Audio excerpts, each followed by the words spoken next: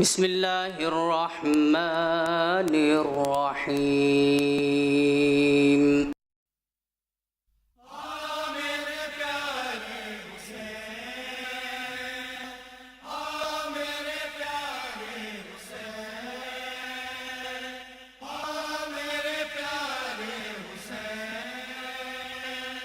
میری گود کے پلے میرے حسین آ، میرے غریب آ ذرا ماں کے قریب آ، سینہ فگار ہے تیرا مجھ کو ہے یہ پتا، دشت بلا میں فاطمہ زہرا کی تھی صدا۔ میرے پیارے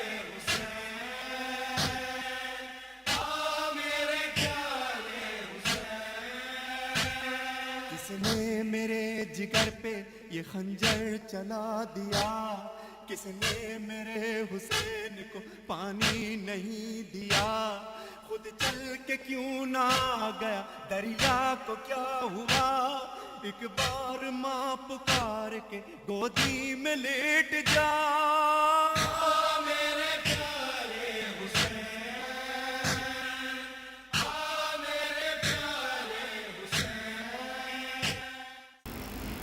فاتحہ۔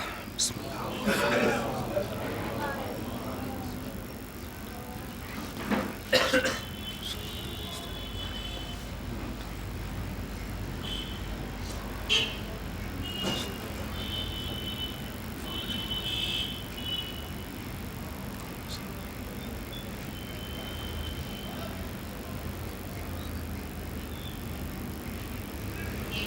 لا حول ولا قوة إلا بالله العلي العظيم.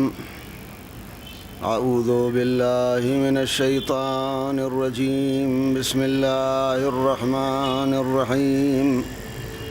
الحمد لله رب العالمين بارئ الخلائق أجمعين وباعث الأنبياء والمرسلين الذي بعد فلا يرى وقربا فشهد النجوى الذي خلق الخلائق بقدرته ونشر الرياح برحمته ووتد بالصخور ميدان أرضه، ثم الصلاة والسلام التحية والإكرام على البشير النذير السراج المنير حبيب إله العالمين أبي القاسم محمد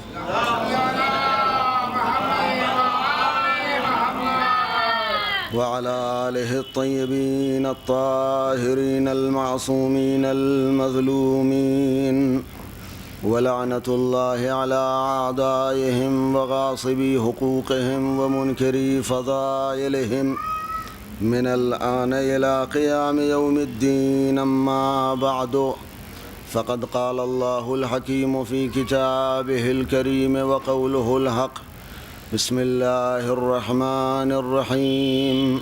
إن تنصروا الله ينصركم ويثبت أقدامكم. صلوات پڑھیں محمد.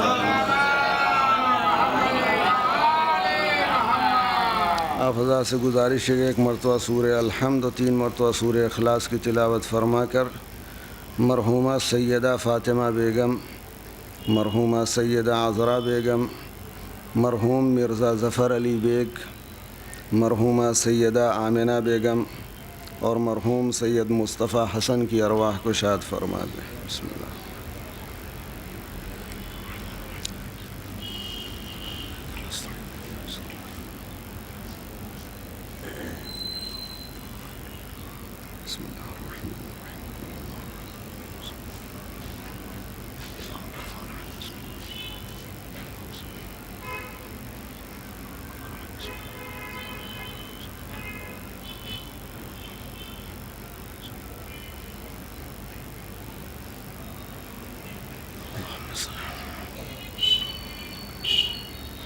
قرآن مجید کی جس آیہ کریمہ کو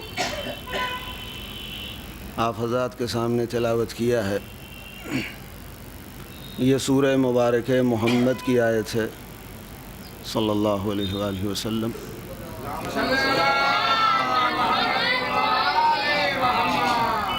جس میں ارشاد ہو رہا ہے تمام لوگوں سے مخاطب ہو کر کے خدا اعلان کر رہا ہے کہ ان تنصر اللہ ینصرکم ویثبت اقدامکم،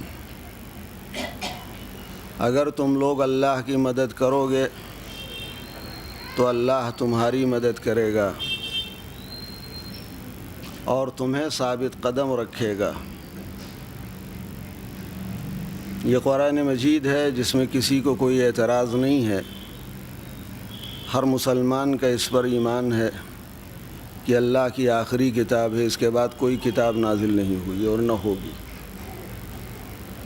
غور فرمائیں اللہ کیا مطالبہ کر رہا ہے کہ اگر تم اللہ کی مدد کرو گے تو اللہ تمہاری مدد کرے گا اور تمہیں ثابت قدم رکھے گا، جبکہ مذہب امامیہ کی عقیدے کی روشنی میں اللہ کی ذات تمام احتیاجات سے مبرہ ہے۔ اللہ کی ذات میں احتیاج کا تصور نہیں پایا جاتا۔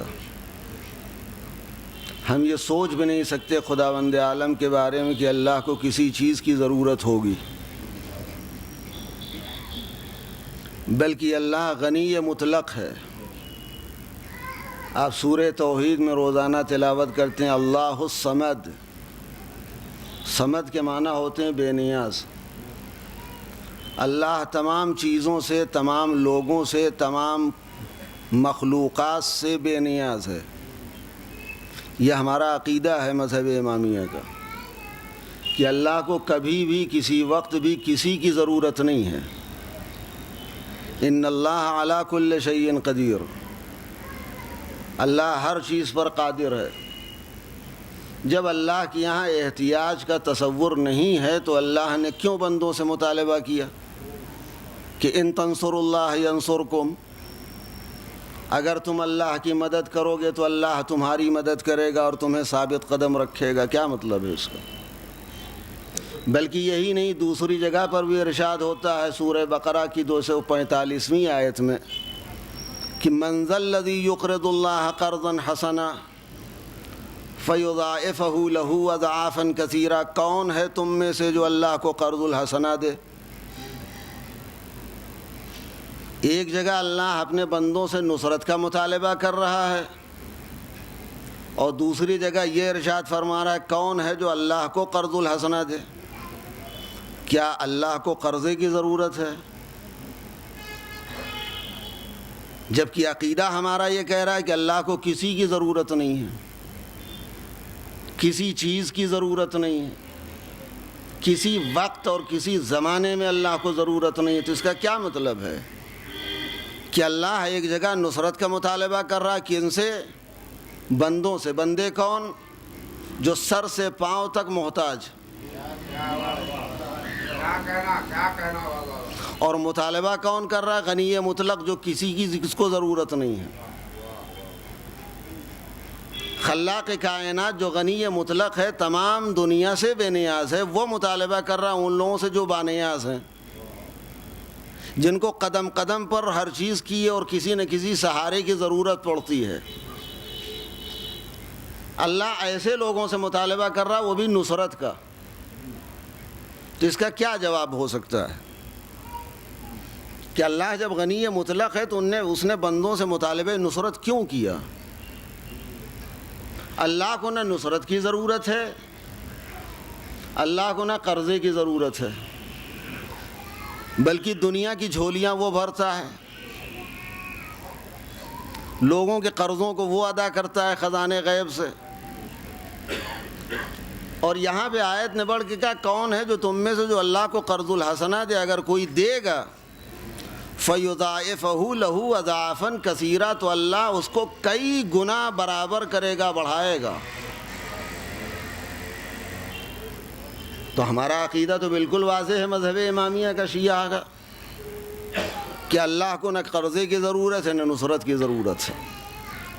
تو یہ قرآن کی آیت ہے، تو اس کا حل تو کچھ نکلنا۔ کیوں بندوں سے مطالبہ نصرت کا کیا؟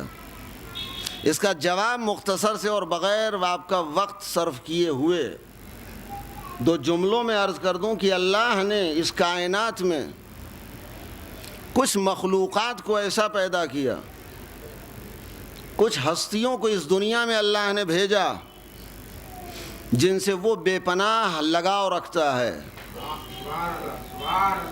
بے پناہ ان سے محبت کرتا ہے، اور ان کی محبت کو اللہ نے اپنی محبت کہا، ان کی اطاعت کو اللہ نے اپنی اطاعت کہا۔ وہ ہستیاں اس کائنات ہست و بود میں سوائے محمد اور آل محمد علیہ السلام کے کوئی نہیں ہے۔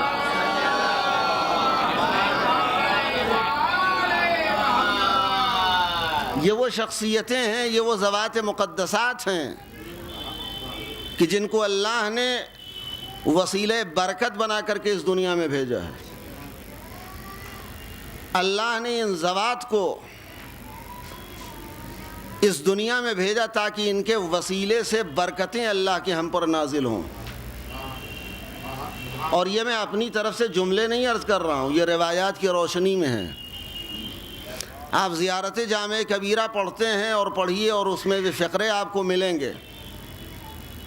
بکم ینزل الغیث، اے اہل بیت اطہار، آپ وہ ذات ہیں جن کے وسیلے سے اللہ بارش کے قطرے نازل کرتا ہے،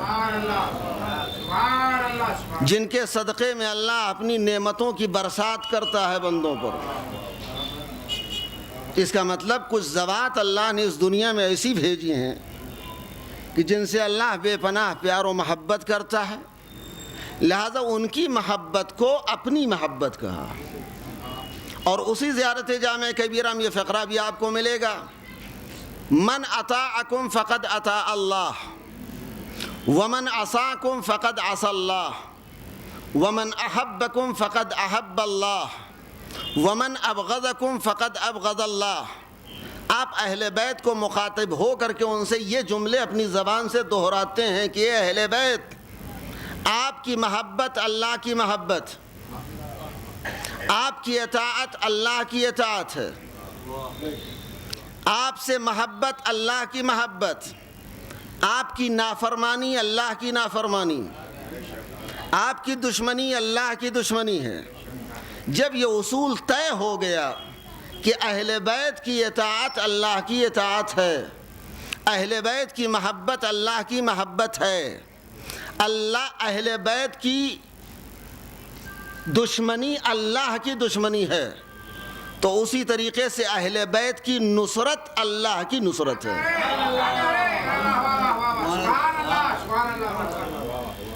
جب اہل بیت کی اطاعت اللہ کی اطاعت ہے، اہل بیت کی محبت اللہ کی محبت ہے، تو اسی قاعدے اور اسی کلیے کی روشنی میں اہل بیت کی نصرت اللہ کی نصرت ہے۔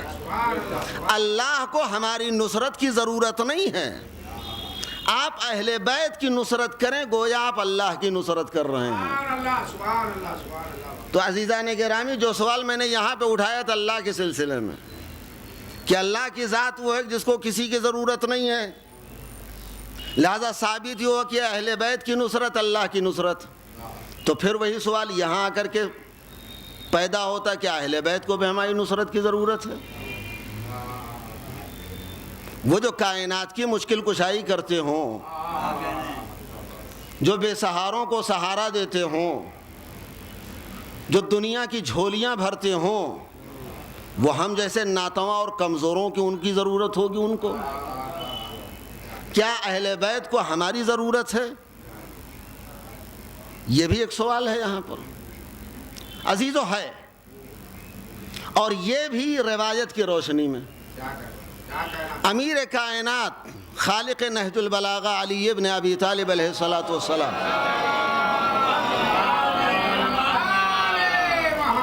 آپ یہ فقرہ نہج البلاغہ میں اٹھائیے، مولا کائنات لوگوں سے مخاطب ہو کر کے فرما رہے ہیں اعینونی بورع واجتہاد وعفت وسداد، تم لوگ میری مدد کرو۔ اس کا مطلب علی کو مدد کی ضرورت ہے، لیکن کیسی مدد؟ اعینونی بورع واجتہاد، تم میری مدد کرو ورع کے ذریعے، پرہیزگاری کے ذریعے، اجتہاد کے ذریعے، یعنی حرام و حلال سیکھو، متقی و پرہیزگار بنو، عفت کے ذریعے پاک دامن رہو۔ علی نے درس دیا اگر تم ہماری مدد کرنا چاہتے ہو تو اپنے آپ کو پاک دامن بناؤ، تمہارے دامن پہ پیوند ہو لیکن دھبا نہیں ہو،